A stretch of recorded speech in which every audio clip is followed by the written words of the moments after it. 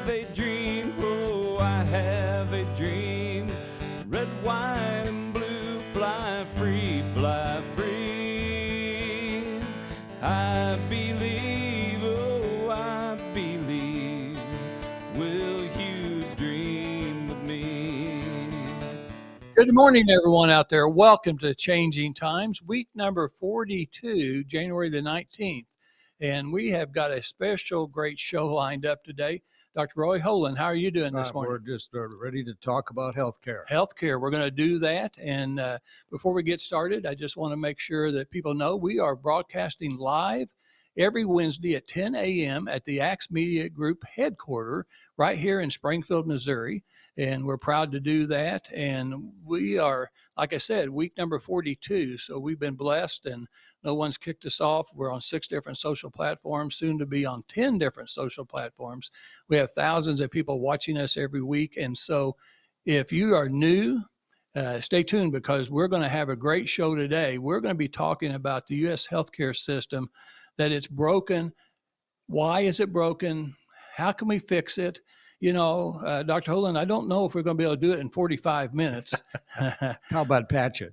We can maybe patch it and kind of like a road, you know, you just patch it and hope it hangs on for a while, but we can do that. Yeah, this is very much a patch through the lifetime experience. Okay, yes. Well, very good. And you know, you notice that my co-host, Don Blackard, is not here today. We've got her out on assignment. So what we normally do is we're already working on engagements in February and March. So we work way ahead because everybody's calendar is so busy. And so it is really hard to get these very important people on our shows. And so we're already working ahead on several great topics. And if you want to give us an idea, I'm going to give you my Facebook email address right now. It's Lynn, LYNN, so Lynn Morris 2012 at gmail.com. Or you can just send an email message into Axe Media Group's Facebook page where you may be watching this show right now. It's also live right now on YouTube. It's also on Twitter, LinkedIn, Daily Motion, and Rumble. So I don't even know how to get onto all those social platforms, but somebody does. And that's why everybody's watching our show, and it's increasing every week. So I think we're just going to go ahead and get right into our broken healthcare system. And Dr. Holand, you've been a physician for several years. And how about 50? 50. Well, you know, I've been a pharmacist almost 50 years. One more year, and I will be a pharmacist for 50 years. I get a little pin. Missouri Pharmacy Association gives you a little pin if you can make it for 50 years. So I'm trying to hang on one more year, and I'll go up to wherever their annual meeting is and get my little pin. Some kind of heavenly meeting. Yeah, so something like that. So, you know, so you started out as a family practice physician. Well, that's true. And I did that for about 10 years. 10 years. One of my first assignments was for Uncle Sam in Oklahoma. And everybody did something in the Vietnam era. Right. And so I was a Indian health doctor. Okay. On the other side of Tulsa, which isn't too far from here. Yeah. No. And then I did 10 years in Fargo, North Dakota, which is kind of my home territory. I'm a country boy from far north of here. Wow. And so I was there. And then I went back to bone school to become an orthopedic surgeon when I was 39. We took our family and went to Memphis and then came up here in 1982. And so I've been blessed to be in Springfield. It's a lovely community. We had a chance to practice in probably, Lynn, I would say, and my colleagues agree, the golden era of American medicine, the last 40, 50 years. Mm-hmm. I agree. I would think that same thing in pharmacy. Yes. But, you know, I kind of seen, as I was kind of retiring and getting out of the pharmacy business, I kind of saw a decline. And I think a lot of it had to do with insurance companies and PBMs. I think we'll probably be talking about that. So, you know, you did orthopedic surgery, you've done family practice, you've seen a lot of changes.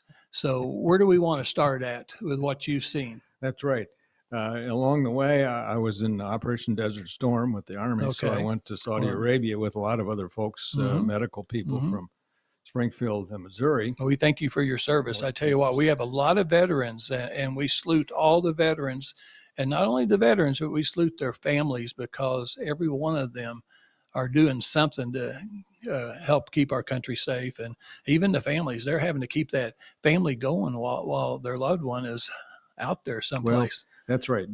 This represents a commitment to country. It's beyond a commitment to ourselves and our own acquisitions. And so we need more of that in America. Right. That we are all too selfish, too greedy, and it's getting worse. And it's part of healthcare, unfortunately. Yeah, I think we're going to be talking about greed, the word greed today, when it comes to healthcare. Well, yeah, absolutely. Because wherever there's a pile of money, okay, we spend in our U.S. healthcare on an annual basis around $3.5 trillion. Now, I don't know what a trillion is, but it's a whole lot of billions. And so before this was in existence, before we started borrowing money to pay down the care cost for COVID, we got $1 trillion here and $1 trillion there, right, and so on. So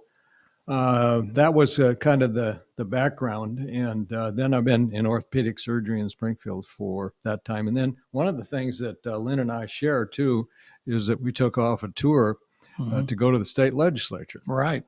And, healthcare is a big deal out there. And one of the things I talked about prior to being elected is that about 20% of the bills have something to do with health and healthcare up there. Right. And there was nobody in the state legislature at that time who was a medical doctor. And so I thought that I could contribute something, and I don't think we'll get into the details, but I was on the committees that dealt with social services, dealt with Medicaid. We had the largest appropriations bill of any of them.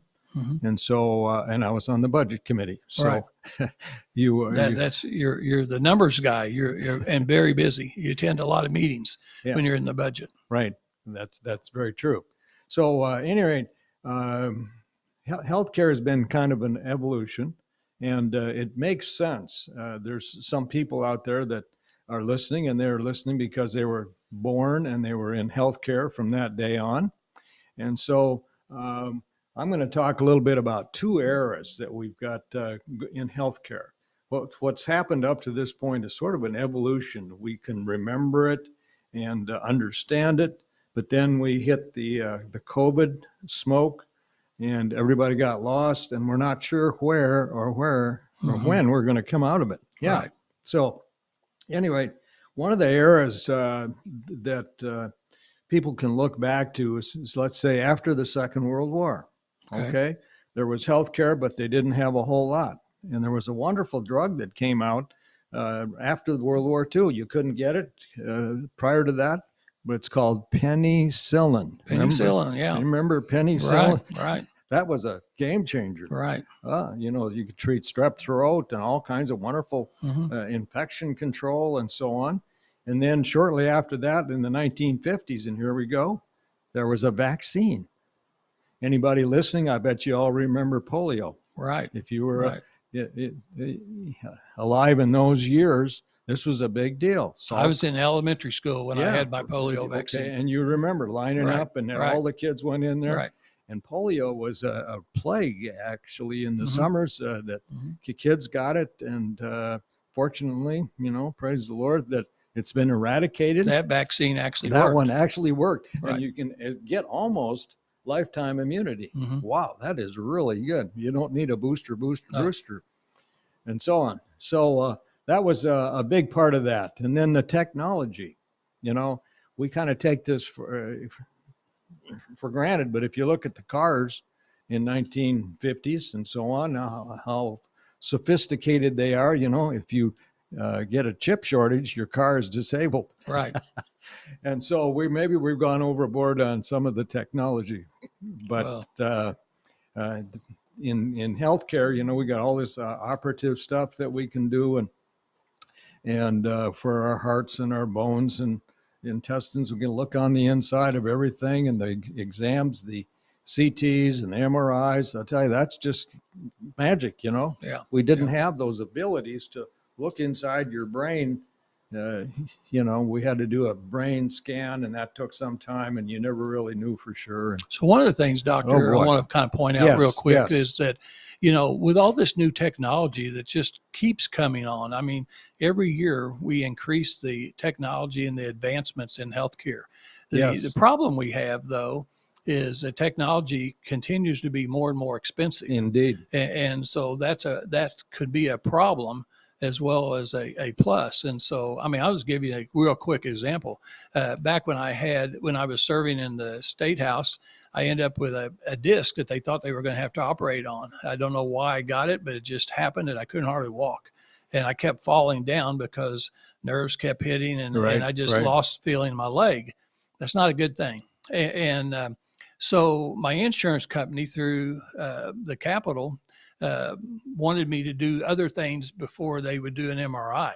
So MRI, I had to do other things first. Well, I couldn't even, I had so much pain, I couldn't do anything else they wanted me to do. And MRI through the state Capitol's insurance was around $1,500 to $1,800, something like that. I went ahead and paid cash at Springfield MRI, a private place, for $500. Wow. I paid $500 for it. They gave me my disc where I could take it to my doctor. Yes. And I didn't have to wait for insurance to approve it because they weren't going to approve it until I did rehab for a while. And I told them, I said, you know what? And even the doctor, when I went to the pain clinic and they started giving me some steroid shots on both sides of the disc, they said, you couldn't have at the pain level you're in, do those rehab. In fact, you might have actually ruptured your back. And so anyway, but that's an expensive thing that we can't do without MRIs, but that's one of the things that's kind of busted the bank. Well, but you gave us an example of that Springfield MRI or radiology imaging or whatever it was they called it. But those don't exist much anymore. No. It's all been taken over by the big boys. That's right. And they control the price now. Right. And, you don't get those $500 deals anymore. So at any rate, insurance, you need insurance. When did insurance start? I didn't have insurance till 1967. Okay. Yeah. You could pay the bill. It wasn't that much, for a delivery or a short hospitalization or whatever. And so people got along. But now we've got huge insurance costs and everything seems inflated. And we actually have two groups of people that are covered by insurance. Mostly the younger, healthier people. They need sort of insurance, but they don't use it much. Okay, that's 2/3 of the country. Okay, but the other part, and I'm in that now, is as we get older, we go on Medicare, or when we have worse health, that we might even be on Medicaid if we can't work. Okay, so that's about half the cost for 1/3 of the people. So that kind of balances out. But this has been the bulk in private insurance over here, public insurance over here, and those, as you say, have become more and more expensive. And of course, we do more at the hospital. There's more technology. We talked about that. That's very expensive. Those things are nice to have. And in the 1990s, now that's not too far back, we can think of that. All right. But there was things going on because there was an effort to say, well, let's see if we can control the costs by putting people into groups called HMOs, Health Maintenance Organizations. You remember that? Right, I remember that. You were a pharmacist and you had to, that was a giant step up, I expect, that your piles of papers and all that stuff increased greatly. But the idea was to control the cost by grouping people and so on. And we've spent 10 years kind of going through that and so on. We still have the framework out there, for groups to go here and there and so on. And but the other side of it, and people at home will recognize this, we depersonalized it. You didn't go see the doctor anymore. You went to see the clinic. Somebody would see you. The doctors eventually got into this. They used to have patients. Now they have groups. And we still have depersonalized medicine. It's a lot worse now, But when you are sick, somebody was telling me that they had a knee replacement recently. Saw the doctor one time and the doctor's assistant one time, and that was it after surgery. In other words, she's recovered now, Wow. 2-3 months later. But if you want to act like it's depersonalized, that's the way you do it, is you don't have a relationship. And that's sad. Healthcare used to be about taking care of people. Too often now, and we'll get to this, it's too much about taking care of profits. Right. Yeah, the system. Yeah. So that's been going on. Now, as this went on, people were concerned about it, and I've got a book I'd like to share. This is it's a very interesting read, and it's called The Healing of America. It's written 10 years ago by a guy named T.R. Reid, who took his shoulder pain around the world to see how he was treated in the different systems. And these were all industrial countries. They were sophisticated, and they had CTs and all those things, and surgeons and so on. So I'd recommend this if you want to find out about the healing of America. But on the first few pages, he says the basic thing is, do you take care of everybody or not? Do you have a coverage for your population? Okay. These other countries do. Everybody is covered. We don't go through this. Tell me about your insurance or not, or so on. And so in order for us to get uniform access and quality care that's, let's say, on a fair basis for all the population, we'll just have to accept it. And what that does is it backs the insurance companies out and down, because then you just have one payer who sets the price and you can't jack it up. And this is how these countries, they provide the same quality care as we have here. Okay, you can go around the world, and they, for 55% of what we are paying here in the United States, quality care. And some people I talk to that are amazed, oh, I was in England, I was in Canada, and I had an emergency, and they took care of me for nothing because I was a visitor. Wow. Yeah, there's a lot of countries that have tremendous healthcare systems, Yes. and for a fraction of the cost that Yes. we have in this country. Yes. And we have great we have great healthcare in this country, but it's almost like an 8-cylinder fancy motor that's only running on 6 cylinders. It's making a bad noise, and it's dragging the car behind you. I mean, so we don't have very much power because it's not working efficiently. And I think that's really what our healthcare system is. So in this country, we spend more money on, and we use more drugs. Yes. And I was a pharmacist with a bunch of stores, and we take more medicine every day than anybody else in the world. Absolutely. But you know what? There's some other bad stats too. We actually have more diseases that are common diseases. We have more of those than anybody else. We're the highest rate for diabetes and suicide prevention. We're the highest country in the world for suicides. We have all these things that I say, don't brag about those. Those are terrible things. And we need to fix all those. That's kind of indication that we've got some things broken.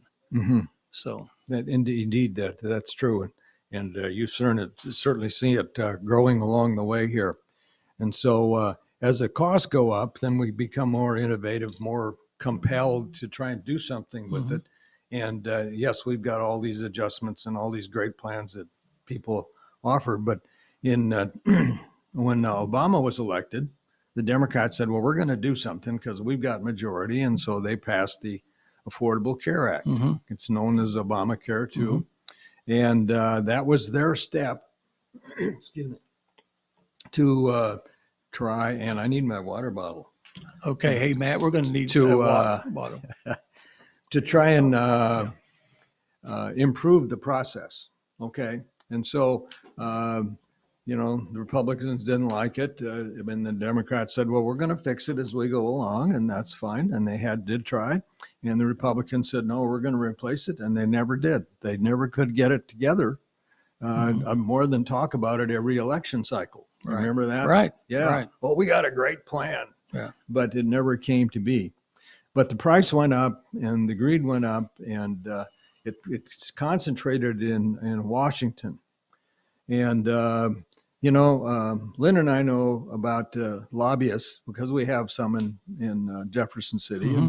And lobbyists are not a bad word. No. But they're people that educate decision makers about their point of view. You should do this or you shouldn't do this because of these reasons. But, here is a book that I'd recommend, and it's called Nation on the Take. Nation on the Take. This is by Wendell Potter, who was here in town a few years ago, and it talks about all the lobbyists in Washington, D.C., all the influence that they have. And there's 16 lobbyists for every member of Congress. 16. So they can't sneeze. They can't go to the bathroom, but there's a lobbyist there to meet them. Mm-hmm. And so that's the intensity of all this. And who's at the top of the list? This is books 2, 3, 4 years old now, but he's a few years ago, the number one group was health insurance companies. How much money did they spend on lobbying? They spent $6.5 billion to convince the Congress that they should, keep the wonderful insurance plan and so on. And Dr. Holand, in Jefferson City, the 8 years I served up there, almost all the lobbyists were paid six figures or more. Well, yes. I can't even imagine what they're paying them in D.C. Oh, but think about that. That also increases the cost of healthcare too. Oh, yes, and so that's a big determinant right there. Right. Well, they do well and they spend well, and that's why they're there. And they're in anticipation of what might come up. And these figures are available, and the committees that are going to hear healthcare reform, if it ever happens, have already been secured by the lobbyists because the chairman was awarded some re-election money, 40,000. How about 40,000? We're just friends. We're trying to keep the discussion open and so on. And that's the system we have. It doesn't mean that we're all evil, but it's set up that it has. That's the way the system's working. That's the way. Yeah, whether it's working or not. Yeah, right. Hey, let's take a break real quick. We're going to talk about our two sponsors, and then we're going to be right back. Okay. This subject about healthcare is one of the most important subjects that we're going to talk about in 22. And this won't be just the only time that we're going to talk about healthcare. I bet you'll hear it another 2 or 3 times in the entire year that we've got to spend. So first sponsor I want to talk about is Brad Posteau. He's a certified fiduciary financial planner right in Ozark, Missouri. And his telephone number is 417-581-9222. 581-9222, 417. The reason why I want you to call that number, you can be in another state. He's licensed in several states. He is in Missouri. But he is, I think, one of the best people that you could ever talk to about retirement planning. It's never too early to start thinking about retirement planning. Now with inflation and all the things going on, you need to start thinking about it a lot earlier than later. And he's got 2 books. He's got a number 1 best-selling Amazon book on retirement planning. It's called Safe Money Matters. He'll send you that book. You don't even have to go in and see it. But he will do free advisements, and you can go in and make an appointment, and he can either do it in person or on the phone. And I'm telling you what, I use him. My wife and I use him, and your money is protected. He has plans that when the stock market crashes like it did in 2008, I will not lose a penny, and it will not lose a penny. I'll have all my money safe and secured. And at some point this year, I'll have Brad Posteau on again. And I'm going to actually share some numbers of the returns I've had in the last couple of years. They're real numbers, and I can show you a financial statement. I don't mind doing that because that's why I have him as a sponsor, because he's so good. The other book he just has written is Bulletproof. It's a continuation of of Safe Money Matters, and it's just a great book. He's located in Ozark at 5511 Former Branch Road in Ozark, Missouri, Trinity Insurance and Financial Services. He's a great sponsor to know. If you're thinking about retirement planning, you need to talk to Brad Posteau. The other sponsor that we have, I bought my last 2 cars from this gentleman, and it's the Youngblood Motor Group. They're located at 3525 South Campbell, and in Springfield, Missouri. Their telephone number is 417-882-3833. No, 3838. 882-3838. They sell Nissan and Kias, and they have new and used cars. They've got the only guarantee type of program that I've ever seen. You can, Roy, you can call. You don't have to call. Just go on the internet and you can order your car. You can pick out your car. You can do your trade-in. You can do everything online, and they'll deliver a car to your driveway, and then you can keep that car for 72 hours. You can kick the tires. You can put your wife in the front seat, put the kids in the back seat, put the dog back in the trunk. Just figure it out. And drive it around, drive it to the grocery store, drive it around the neighborhood, and do whatever you want to do with it to see if that's the right car. If that's not the right car, they'll bring you another car. But they are really, really easy to work with.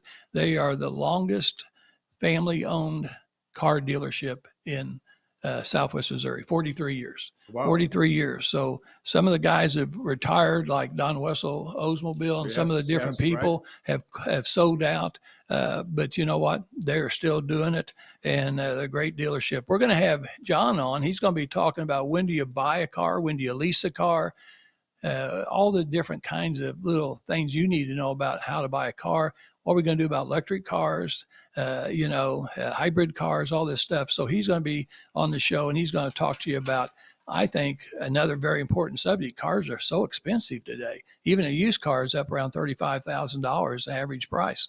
So got to make wise decisions when you buy a car. Right. So he's going to be a great expert on that. So those are 2 great sponsors. We still got room for some more sponsors, but we'll get them as the year goes along. And so let's go back and start again talking about healthcare.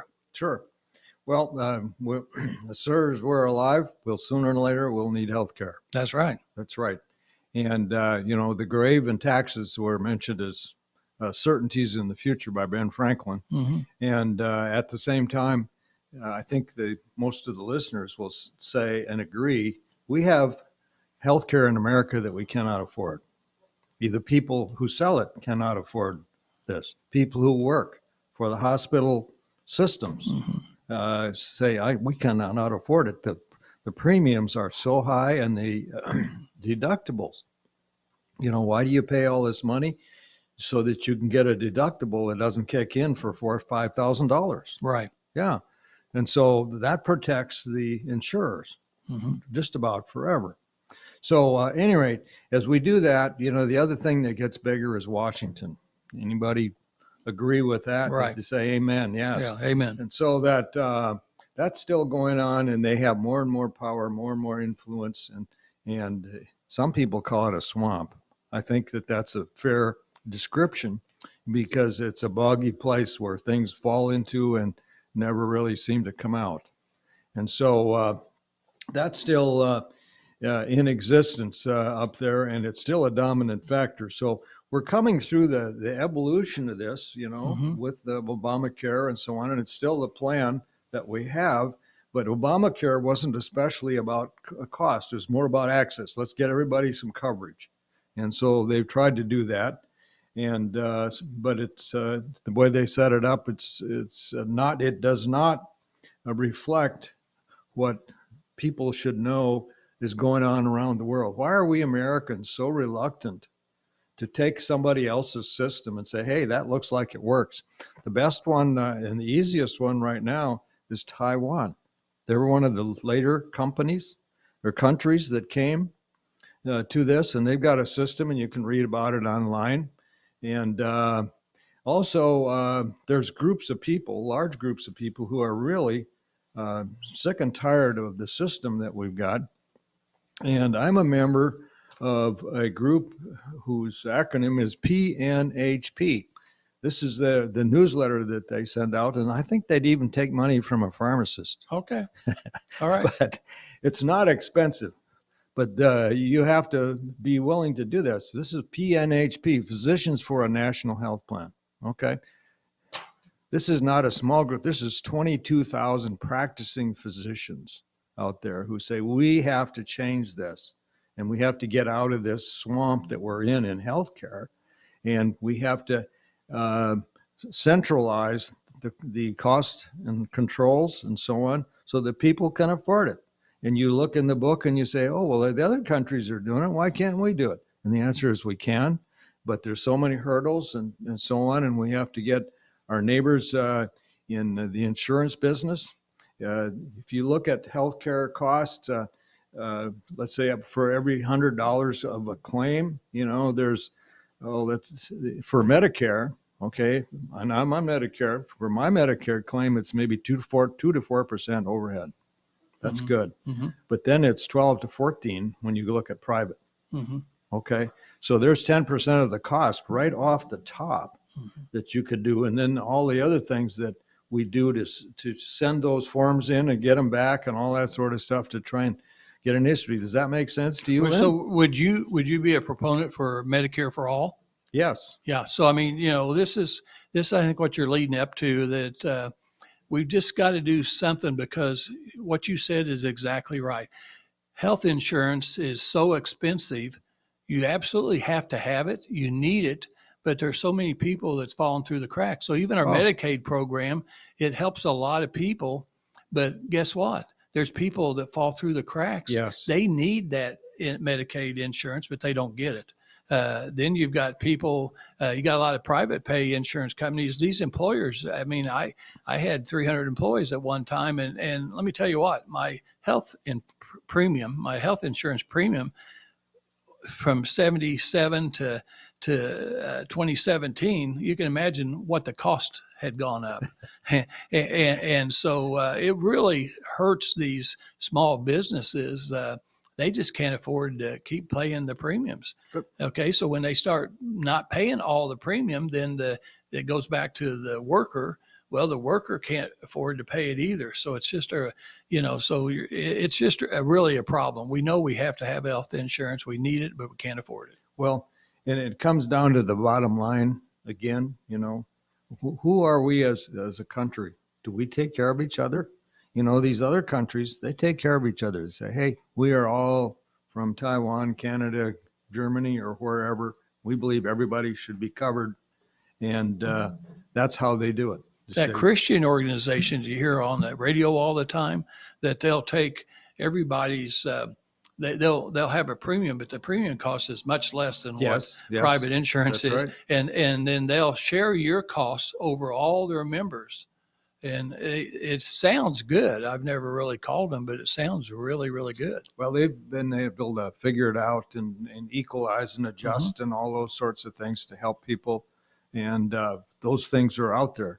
But right now, you've got the gorilla in the room, and it's called health insurance companies. Mm-hmm. And there isn't, 6, 8 of them for the entire country. And the only competition they have is the federal government. And they don't want Medicare to have an option that people can buy into, because that would challenge their pricing. Right. Yeah. And so that they're very much opposed to that, and that you'll have somebody running against you for your political office if you should bring up anything like that. But you have to have that kind of courage and determination to do what's right for your So, Doctor, what do you think about transparency on pricing?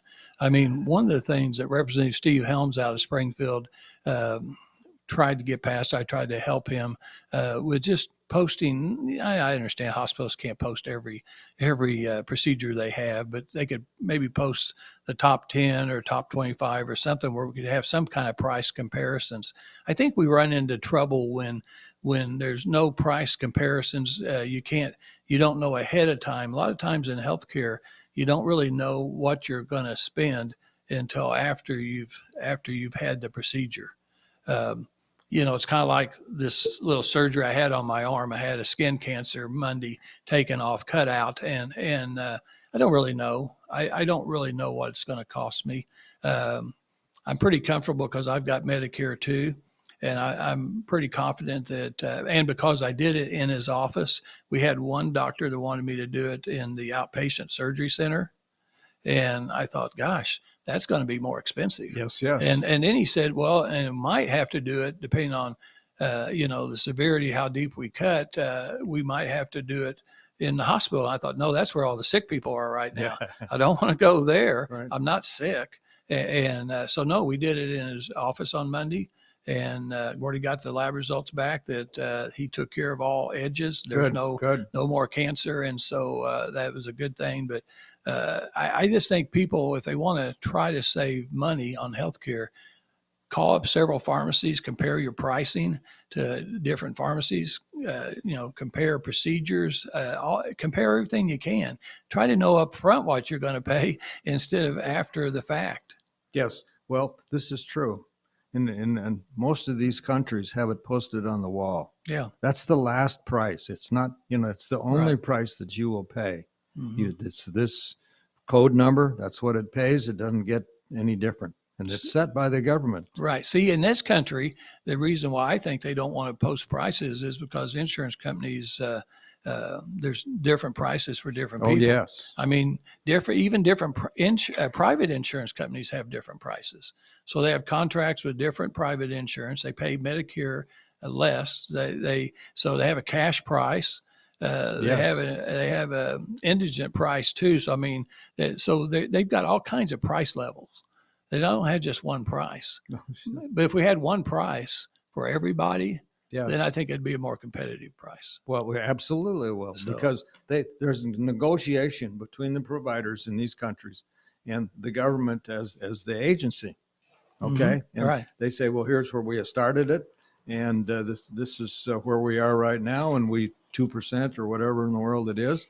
And you can see in this book what the percentages are. And you can see this in the newspaper from time to time. There'll be an article about this. Right. One of the other things that's getting better, not just your bill and the insurance premiums. And incidentally, these insurance companies are making big money during this COVID. I know. Just hand over fist. But there's a great idea in here, and it's mentioned from France. They're the ones that started out with the green card.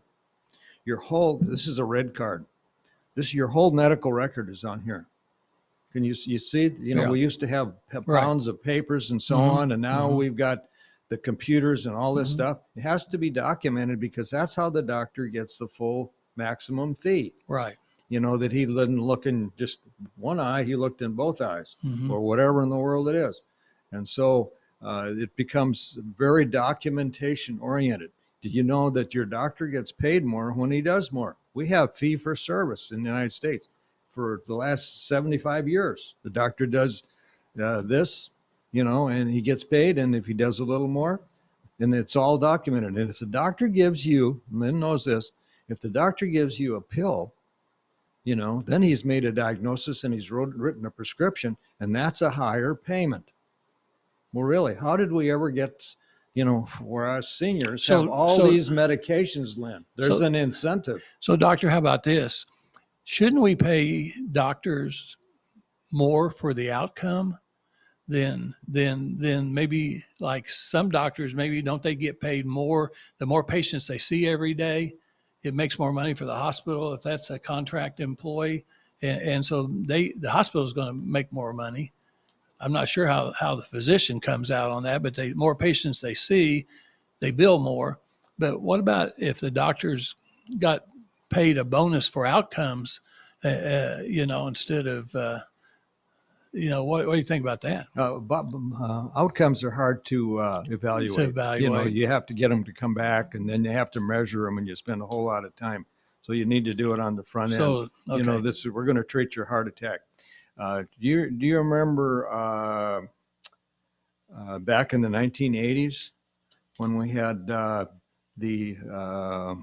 fixed payments for total joints? Okay, and originally it was Medicare rate plus 10%. Okay, and they said, well, this is costing us too much, and so on. And so And that was just a charge. That wasn't a critically assessed charge. This was a inflated charge and then 10% on that. So they came up with these fixed fees for knee replacement, this, heart attack, this, and so on. And we still have that. And you know who the only insurer that sets prices? It's Medicare. Medicare. Yeah. If we didn't have Medicare to set the rules and start the game, you can imagine what the cost of current healthcare. So anyway, these cards are available all over the rest of the world, and they originated with the United States. We don't have those yet. Yeah. Well, I tell you, that's like a lot of things. We do a lot of the research, and then we farm it out to somebody else, and they say, "What a good idea." Then we have to buy it back. I mean, we do the research for medicine, and then we send it over to China to make it. And someday, if China gets mad at us, we're not going to have any medicine sent back to us, and so that could be a problem. Same way with masks. I mean, they make all the masks between them and Korea. Oh, I think those two guys make China and Korea makes all the masks, and so. That's a problem. I don't know why we can't be more independent in this country. Well, we're in current days now. And I think that this is kind of like in history. You look with the birth of Christ and the man on the moon and whatever else you want to measure it from. And this will be from the year that COVID came to the United States and spread all around the world. And so my story was that I went up to help my brother in Omaha in November of 20. And he had a stroke, and they said this is related to a COVID. And he couldn't swallow and he couldn't speak and so on. So I went up to help him, and then his wife got sick, and I was taking my hydroxychloroquine and zinc to try and stay healthy. But after 10, 12 days, up there and so on, I was being careful. I know how to be careful, as doctors do. But then I got pneumonia, and I went in the hospital, different hospital than he was in, and I was there for 10 days. And I had a lot of prayer support, but I went in a study, after the 7th day. This is a study on a new drug, and we've had a lot of discussion about what works for treatment, Yes, we're all about prevention. But, we have to have a vaccine that works, and you have to develop it and then give it. Now we're finding out it wears off, et cetera. So that's kind of a mixed deal. But if we had drugs originally, and some doctors thought that, hey, this hydroxychloroquine stuff really works. Well, I was on a different drug. This one's called a blocker. And it blocks the response of the patient to the presence of the virus. It doesn't kill the virus, it blocks your response. And this is what happens in pneumonia, is you fill up with all this gooey response fluid, and it's called cytokine storm. So I was in there, and I took a cytokine storm blocker.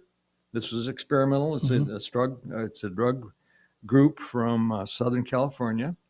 And so I took it one night, and the 2 o'clock the next morning, my oxygen level was improved. It wasn't so dependent.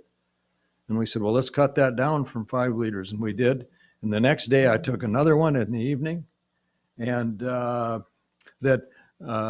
was I did that one more time. 48 hours I was out of the hospital with a blocker. Now, that's like magic. Right. But this study has been reported, but it's kind of blown off. And, all these other things that are blown off by people, hydroxychloroquine, ivermectin, is the current one. There's a lot of testimonies on that. Used to be in healthcare, in medicine, if you had a medication that worked for people, you didn't discard it. Right. Maybe it doesn't work for everybody. Right. But you didn't discard it. And so we've got a lot of political interference,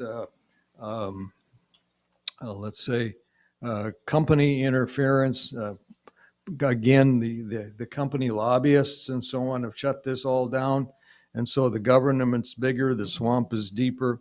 And so this is, kind of unfortunate that we go. I think, are we ever going to get out of this, Lynn? Well, I'll leave that to you. Well, I tell you what, Doctor, so I really think that COVID has become way too political. Yes. for both parties, okay? And it doesn't really matter which party. Both parties got involved politically, and that's the problem. The people are caught in the middle, and you're exactly right. I mean, you've got, if the government doesn't say it right now with their doctors, then it's misinformation from all the other doctors. Right, exactly. And that's a problem, because we know that there's a lot of smart doctors and Right, nurses, right. pharmacists. There's a lot of smart people out there, and they've gone to medical school too. Yes. And so they should have a right to their own opinion. Exactly. And we should be using those different medications, those different treatments, and got to use everything in the Right. arsenal Right. to fight something like COVID. But anyway, hey, great discussion today. We invite everybody to come back next Wednesday at 10 a.m. We're going to continue to talk about healthcare. We're going to talk about holistic medicine. Let's see here. Dr. Norm Shealy, holistic medicine. Have a great weekend. Thank you. Can I get an amen? Do I hear a hallelujah? Can